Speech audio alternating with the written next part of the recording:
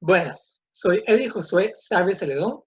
Mi compañero Anthony y yo les vamos a hablar de los materiales magnéticos. El modelo atómico afirma que los átomos están conformados por núcleos positivos que se encuentran rodeados de electrones ubicados en órbitas.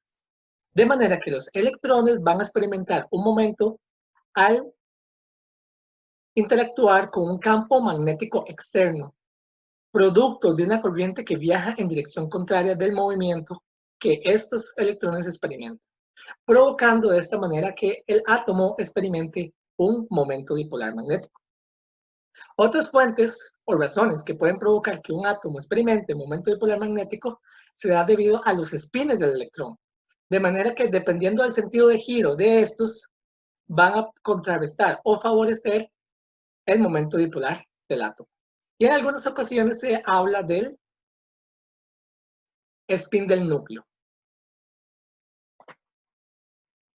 Al considerar lo mencionado previamente, se puede apreciar que los átomos pueden experimentar un momento dependiendo de diversas condiciones, de manera que al combinar estas condiciones se puede llegar a clasificar los materiales magnéticos dependiendo de la respuesta que estos ejercen al aplicarles un campo magnético externo. A continuación se presentarán cada uno de las categorías o clasificaciones que se le puede dar a estos materiales magnéticos. Los materiales diamagnéticos son aquellos en los que el momento magnético permanente de cada átomo es cero. Esto se da debido a que existe una combinación de los campos magnéticos que producen el movimiento de los electrones en las órbitas y el campo magnético asociado a los espinos, de manera que estos se contrarrestan entre sí, produciendo un campo magnético equivalente a cero. Sin embargo, en 1846, Michael Faraday descubrió que al acercar un trozo de bismuto a un imán, este experimentaba repulsión, donde surgió el cuestionamiento de cómo es posible que un material que carece de campo magnético experimente repulsión. Y esto se da debido a que los átomos presentan, como se mencionó previamente, momento dipolar debido a los electrones en las órbitas y a los espines. De manera que al considerar el sistema total, se tiene un campo magnético equivalente a cero, como se aprecia en la primera imagen. Sin embargo, al aplicar un campo magnético externo, se da un momento magnético en los átomos, de manera que se da un reordenamiento, produciendo que el campo magnético externo aplicado, que se representa con esta flecha roja en la figura 2, se contrarreste con el campo magnético interno inducido en el material, dando como resultado un campo magnético resultante representado por la flecha rosada que se observa en esta figura, en la figura de la derecha. De aquí se puede explicar la razón por la cual se pudo apreciar el fenómeno que descubrió Michael Faraday. Algunos ejemplos de materiales magnéticos corresponden al bismuto, que es como el más significativo o representativo. Algunos gases inertes como el helio y el hidrógeno, el cloruro de sodio, el cobre, oro, silicio, germanio, grafito y azufre. Luego tenemos los materiales ferromagnéticos, que son aquellos materiales en los que se da una configuración en sus átomos que favorece la interacción entre los dipolos magnéticos, los cuales se alinean paralelamente dentro de zonas llamadas dominio, como se aprecia en la primera figura. Los puntos azules representan los átomos y las flechas rojas representan los momentos magnéticos. Y como se puede apreciar, están alineadas de forma paralela en diferentes regiones, que se conocen como dominios. Estas regiones se caracterizan por ser un conjunto de átomos. En estos casos se tiene que la dirección de los momentos de los dominios varía de uno a otro, de manera que al analizar el sistema total se tiene un campo magnético equivalente a cero. Sin embargo, al aplicar un campo magnético externo, como se aprecia en la figura 2, aquellas zonas del dominio que se encuentran alineadas en forma paralela al campo magnético van a experimentar un cambio en su tamaño de forma considerable, produciendo que el campo magnético sea inducido, sea aún mayor que el campo magnético aplicado externamente.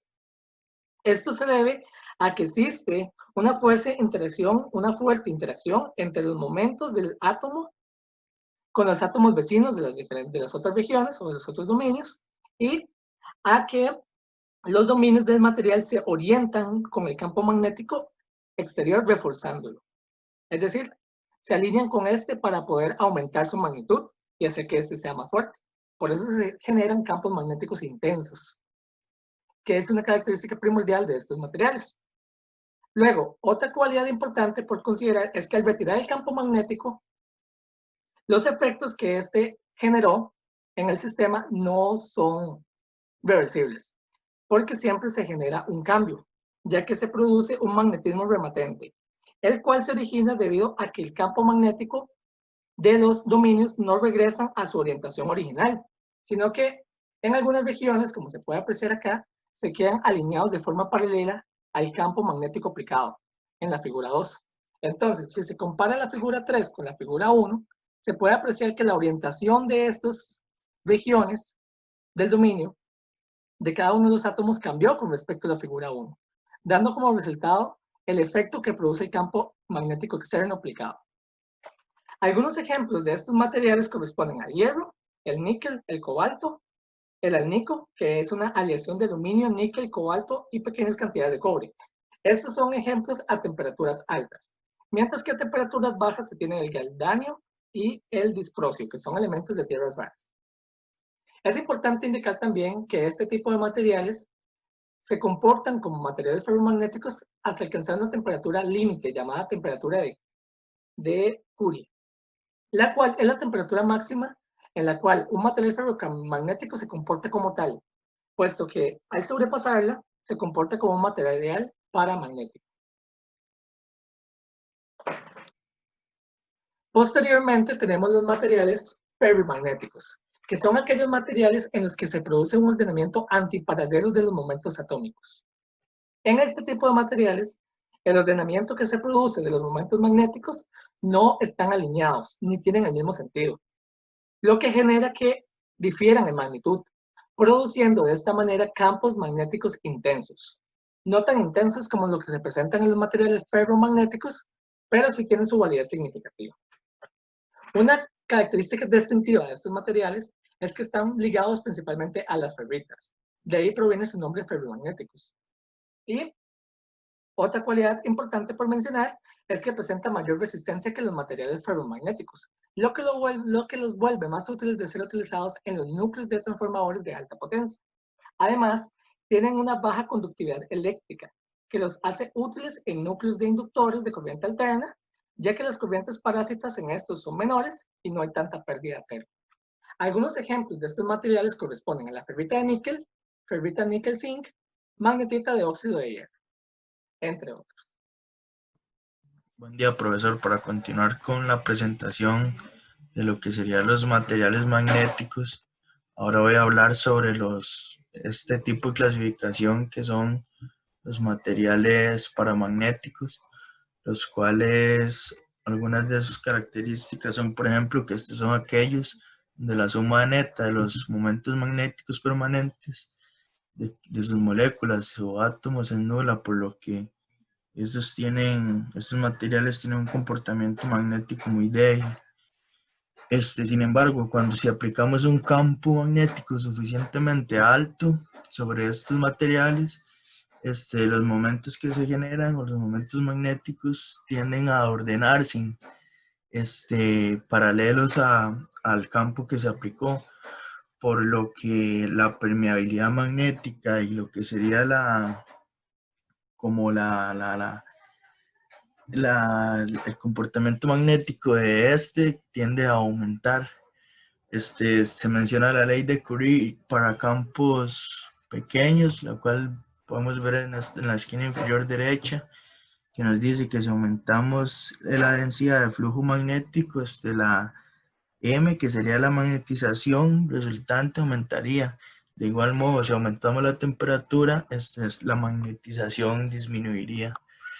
Lo que son los materiales antiferromagnéticos, el momento magnético que se genera en en estos materiales es nulo.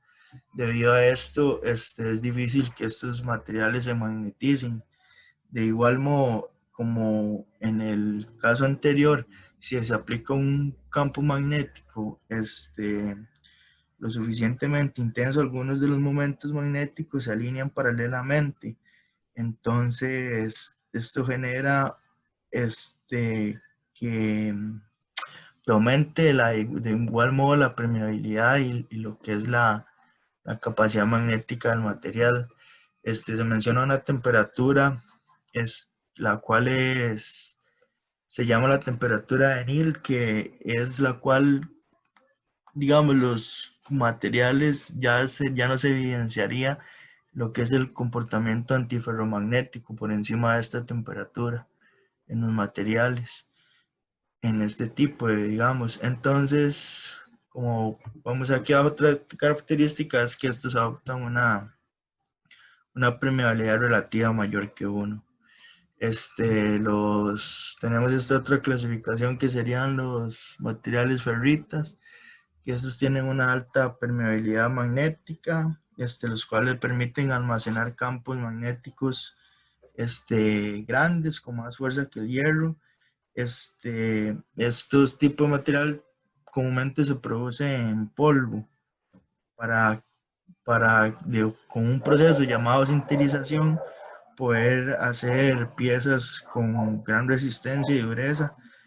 Este proceso es mediante presión y se calientan estas piezas sin llegar a la temperatura de fusión para así lograr mayor dureza y estas propiedades.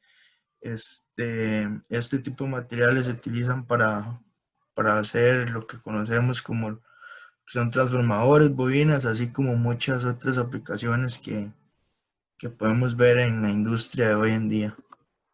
Tendríamos los materiales, la otra clasificación que serían los ferrofluidos, que esto, en pocas palabras, sería como un líquido que se polariza en presencia de un campo magnético. Esta polarización o sí se debe a que este líquido se compone de partículas ferromagnéticas, que como lo dice aquí, se suspenden en el fluido portador. Podemos mencionar también que este tipo de materiales se identifican más que todo como superparamagnéticos por su gran susceptibilidad magnética. Y en la actualidad es importante mencionar que es muy difícil crearlos. Los materiales superparamagnéticos es una clasificación que no es, no se, podemos considerarla como una clasificación, más sin embargo se puede incluir entre por decir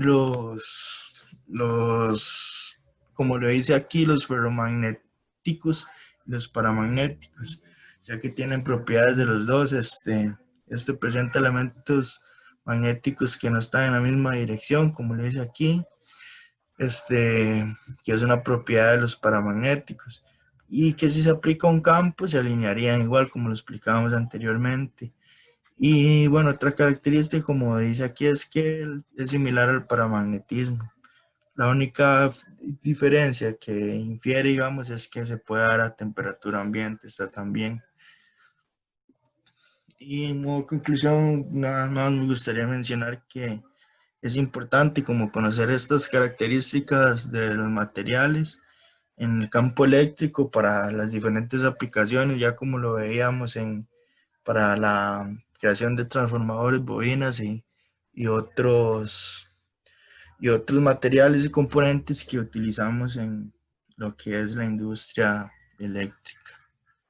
Muchas gracias.